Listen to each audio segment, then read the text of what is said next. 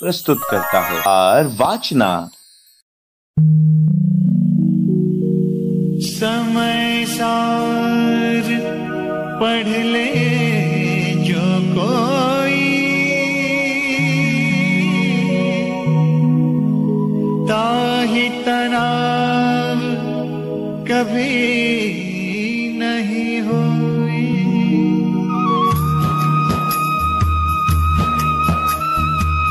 दिग्वा ओम नमः सिद्धेभ्यः।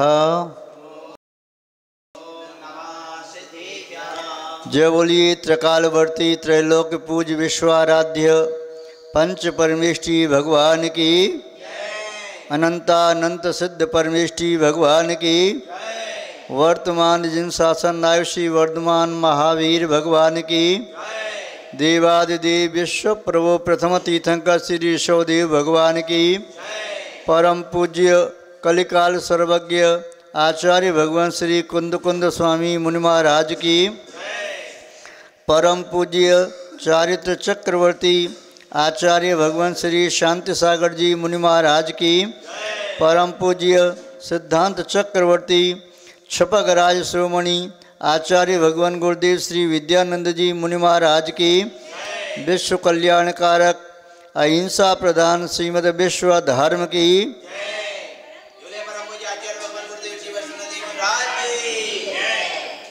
जैनम जयतु शासनम विश्व कल्याणकारकम।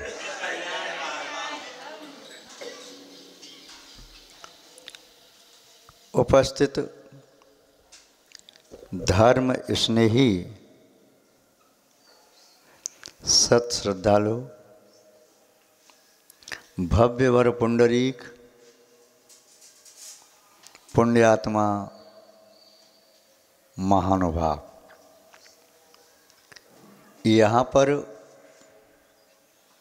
आचार्य भगवान कुंद कुंद स्वामी जी द्वारा विरचित समयसार ग्रंथ की वाचना चल रही है, जिसमें आज गाथा नंबर 93 उसे यहाँ देखते हैं। ये गाथा नंबर 93 अत्यंत सरल है। इसी वजह से आचार्य भगवान अमृतचंद स्वामी जी ने इस पर टीका लिखना आवश्यक नहीं समझा, किंतु आचार्य भगवान जयचंद स्वामी जी की कृपा दृष्टि अकारण ही सभी भव्य जीवों पर बरसती रही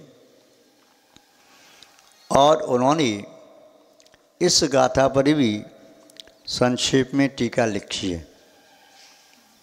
अन्य अन्य आचार्यों ने इस गाथा का पद्यानुवाद भी किया है। यद्यपि गाथा बहुत सरल है, सुगम है, बोधप्रद है। इसी विषय को स्पष्ट करने वाली समयसार में यूँ तो और भी गाथाएं हैं, किंतु फिर भी उसी विषय को बार बार पुष्ट करने के लिए अलग अलग प्रकार से व्याख्यान कर रहे हैं। जैसे आचार्य भगवान पूज्यपाद स्वामी अपर नाम देवनंदी महाराज, जिन्होंने समाधि तंत्र में एक ही विषय को पुष्ट करने के लिए अनेक प्रकार से कारिकाओं का प्रणयन किया है, ऐसे ही आचार्य भगवान कुंद कुंद स्वामी जी समयसार में आत्मा के यथार्थ स्वरूप को बताना चाह रही है। व्यवहार ने से आत्मा का स्वरूप क्या है, निश्चय ने से आत्मा का स्वरूप क्या है, शुद्ध निश्चय ने से आत्मा का स्वरूप क्या है, आत्मा क्या है। आत्मा वास्तव में जो है सो है। पुद्गल की तरह से आँखों से दिखाई तो दे नहीं सकती, जैसे पुद्गल दिखाई देता है, पुद्गल की ध्वनि जैसे सुनाई देती है कानों से, वैसे सुनाई तो दे नहीं सकती। पुद्गल को जैसे सूंघा जा सकता है, ऐसे आत्मा को सूंघा तो जा नहीं सकता। पुद्गल को जैसे चखा जा सकता है, ऐसे चख नहीं सकते। पुद्गल को जैसे स्पर्श किया जाता है, वैसे स्पर्श नहीं किया जा सकता। फिर आत्मा के द्वारा अनुभव गम्य है, ये इंद्रिय अगोचर है। कोई मूढ़ व्यक्ति कुतर्क करे, आत्मा को दिखाओ, आत्मा कैसी है स्पर्श कराओ, आत्मा की ध्वनि कैसी है सुनाओ, गंध कैसी है उसको सूंघने के लिए उपस्थित करो, तो वह मूढ़ व्यक्ति है जो आत्मा को इंद्रिय से ग्रहण करना चाहता है। आत्मा इंद्रिय के अगोचर है, अतीन्द्रिय है, इंद्रिय से कैसे ग्रहण की जाएगी? जो वस्तु जिसके गम्य नहीं है उसके द्वारा कैसे गम्य किया जा सकता है? जैसे कोई व्यक्ति कहे रस्सी से जैसे लकड़ियों को बांधा जाता है, लकड़ी का गट्ठर बांधा जाता है रस्सियों से, ऐसे रस्सी से तेल को बांध के बताओ,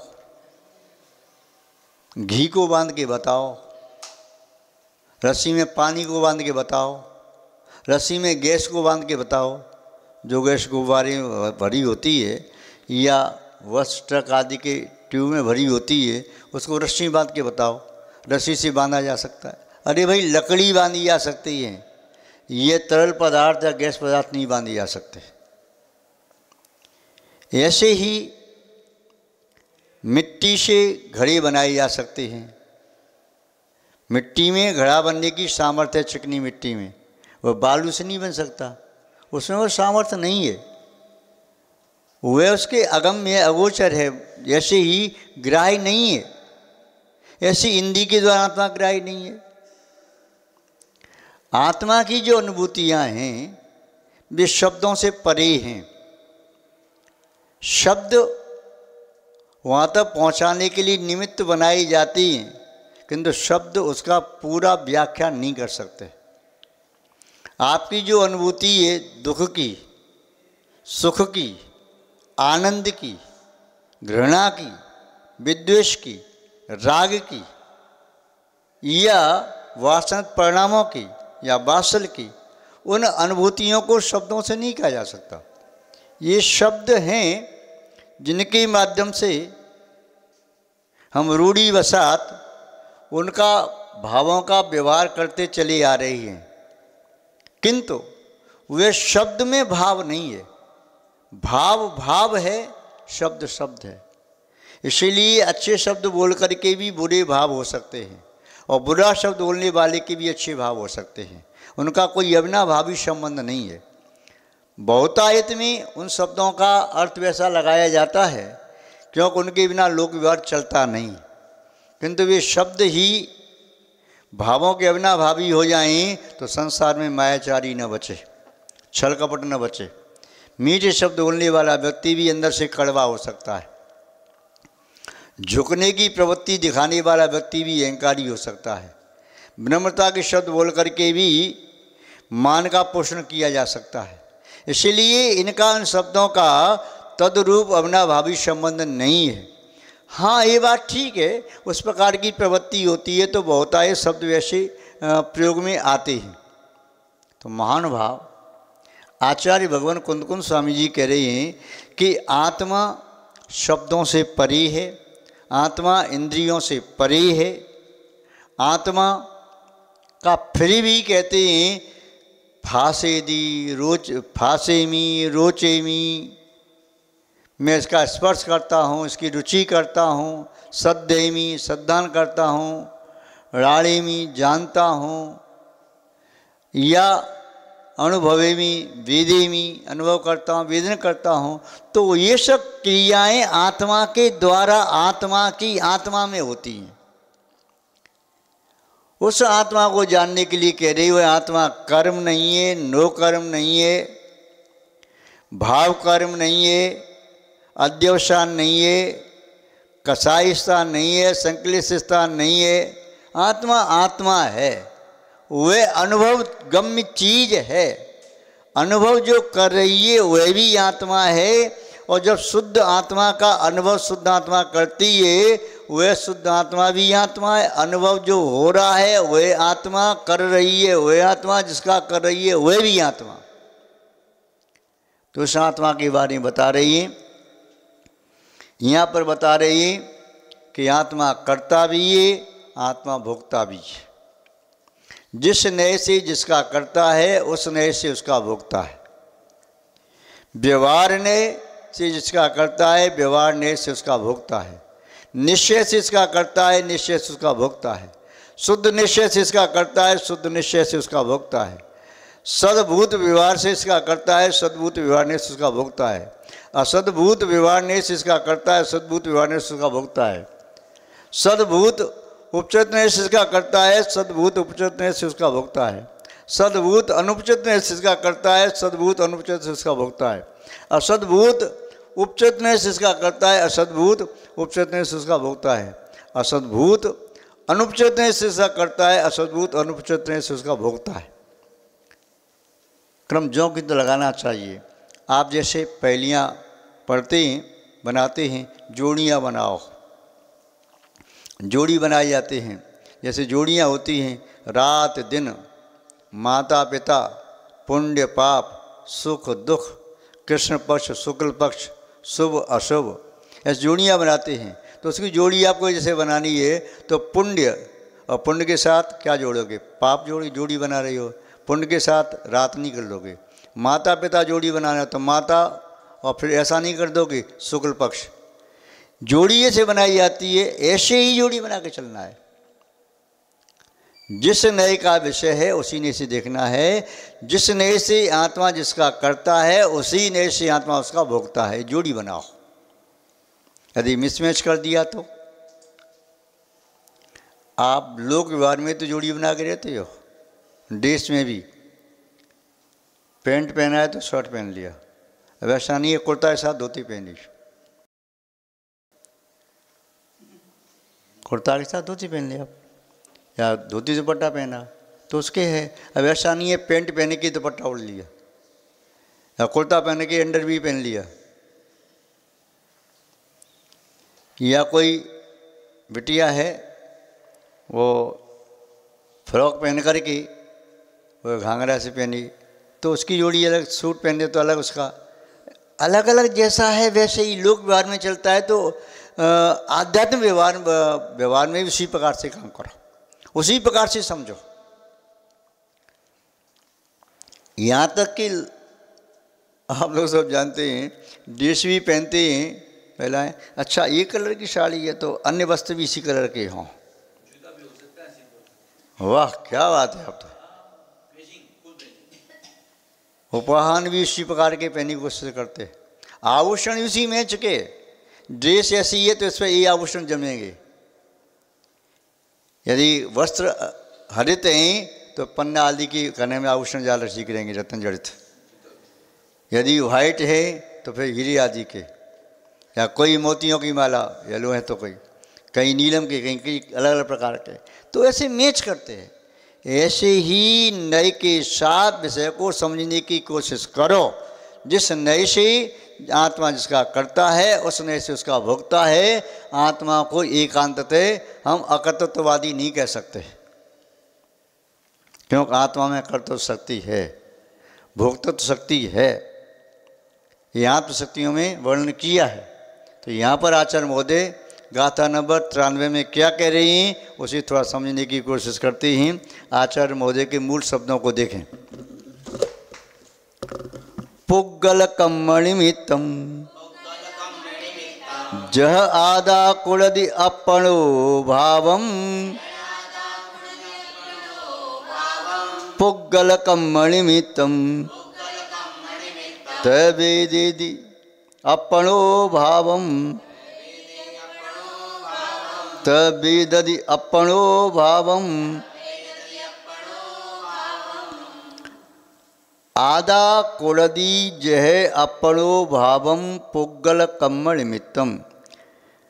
जिस प्रकार आत्मा पुद्गल कर्म के निमित्त से आत्म भावों की कर्ता होती है, उसी प्रकार आत्मा पुद्गल कर्म के निमित्त से उन कर्मों का वेदन करने वाली, अनुभव करने वाली, भोगने वाली होती है। जिस पुद्गल कर्म के निमित्त से, उसके उदय से आपको साता का वेदन हो रहा है। पुद्गल में साता कर्म वेदनी का उदय आया तो वेदन कैसा होगा? असाता वेदनीय रूपी पौद्गलिक वर्णा का उदय आया, कर्म का उदय आया तो ऐसा। यदि नरक आयु कर्म का उदय आया तो वेदन कैसा होगा? देवायु कर्म का उदय आया तो, मनुष्य आयु का उदय आया तो वेदन मनुष्य, त्रिंच का उदय आया तो, अंतराय कर्म का उदय आया तो वेदन अंतराय का, ज्ञानावरण कर्म का उदय आया तो वेदन ज्ञानावरण का, और यदि दर्शनावरण का आया तो दर्शनावरण का। जैसे कर्म का उदय आएगा उसके निमित्त से आत्मा को वेदन वैसा ही होगा। ऐसा नहीं है कि अंतराय कर्म का उदय आ जाए और ज्ञानावरणी कर्म का वेदन हो जाए, ज्ञानावरणी कर्म का उदय आ जाए मोहनी का वेदन हो जाए, मोहनी का उदय आ जाए और नामकर्म का वेदन हो जाए, नामकर्म का उदय आ जाए गोत्र का वेदन हो जाए, यह आयु कर्म का उदय आ जाए मोहनी का वेदन हो जाए, मोहनी का उदय आए तो आयु कर्म का वेदन हो जाए। ऐसे नहीं हो सकता। जिस कर्म का उदय आया उसका वेदन होता है। जैसे आपको और समझाते हैं, यदि आपने एक खट्टी वस्तु सेवन कर रही हो तो स्वाद कैसा आएगा? खट्टा आएगा। और मीठी वस्तु का सेवन कर रहे तो, और चरपड़ी वस्तु खा रहे तो, और कड़वी वस्तु खा रहे तो, और खारी वस्तु खा रहे तो जैसा मुंह में आ रहा है, उदय में जैसा आ रहा है, पुद्गल उदय में आ रहा है तो जिब्बा उसी प्रकार का वह स्वाद लेती है, वही आएगा ना। बिल्कुल सत्य है। ऐसे ही जिस कर्म का उदय आ रहा है आत्मा को उसी प्रकार का वेदन होता है। आपने लाल वस्तु देखी तो आँखों को कैसी वस्तु दिखाई देगी?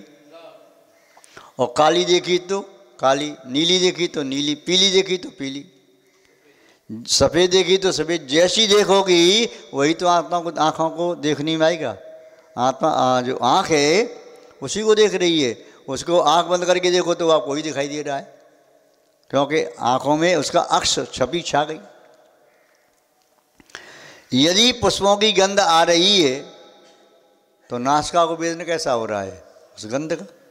और सड़े गले पदार्थों की दुर्गंध आ रही है तो उस प्रकार का वेदन हो रहा है, अन्यथा नहीं होता ना।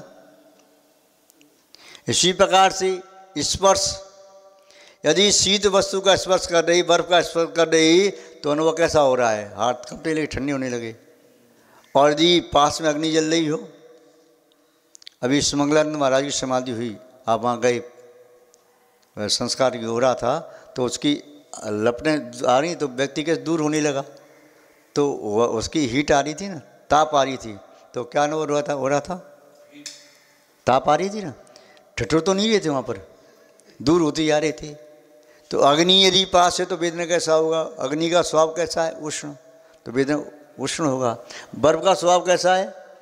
ठंडा, तो वेदन वैसा होगा। यदि कंकड़ पत्थर पर चल रही है तो उसका स्वभाव क्या है? रुक्ष, तो चुभने वाली थी। और यदि चिकना है, यहाँ पर पानी पड़ा था और पैर फिसला तो वहाँ चुभ रहा था, शिल्पी उसका स्वभाव। तो कहने का अर्थ ये कि जिसका जैसा स्वभाव है उसका वैसा ही अनुभव होता है। आत्मा जब शुद्ध होती है तो शुद्ध आत्मा का अनुभव होता है, अशुद्ध होती तो शुद्ध आत्मा का अनुभव होता है।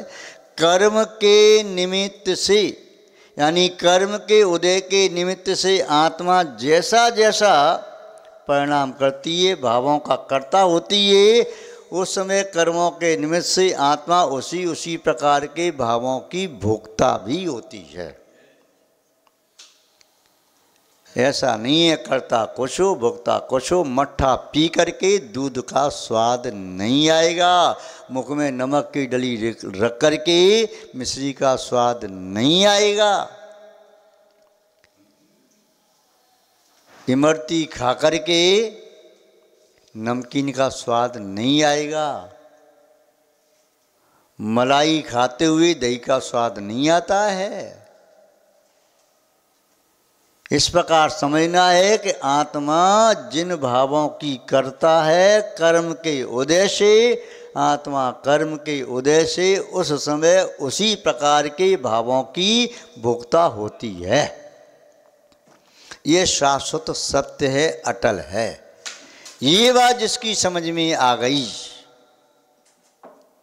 समझो उसने आत्मा को समझ लिया। और ये बात समझ में नहीं आई तो समझो अभी वे आत्मा से बहुत दूर खड़ा है। केवल कहना अलग चीज़ है और अनुभव करना अलग चीज़ है। कहने वाला अनुभव कर रहा है जरूरी नहीं, अनुभव करने वाला उसमें कह पाई जरूरी नहीं। किंतु ये सत्य है कि जिस समय जो कर रहा है उस समय वह उसी का अनुभव कर रहा है। यदि वे कर्ता आत्मा का पुण्य प्रगतियों के कर्म का उदय आ रहा है तो पुण्य प्रगतियों के कर्म का उदय होते समय उसमें जो भाव कर रहा है उसमें उसका अनुभव वह कर रहा है। पाप प्रति उदय से जो भाव कर रहा है उसका वह अनुभव कर रहा है, वेदन कर रहा है। तो इस गाथा में संक्षेप में आचरण वाले इतना ही बताना चाह रहे हैं। पुग्गल कर्म निमित्तम, पुद्गल कर्म के निमित्त से जह आदा कुलंदी, यथा जब आत्मा करता है अपड़ो भावम, आत्मा के जो भाव करता है पुद्गल कर्म के उदय के निमित्त से, तदा तब उस समय आत्मा पुद्गल कर्म के निमित्त से अपड़ो भावम, आत्मा के उन्हीं भावों को वेदि वेदन करता है, अनुभव करता है। ये इसका संक्षिप्त अर्थ है। विस्तार से आप सब जानते ही हैं। आगे समय मिलने पर और अपन जानने की कोशिश करेंगे। आज बस इतना ही पर्याप्त समझते हैं। जय बोलिए श्री शांतनाथ भगवान की, परम पूज्य आचार्य भगवान गुरुदेव श्री विद्यानंद जी मुनि महाराज की, श्रीमद् जैन धर्म की।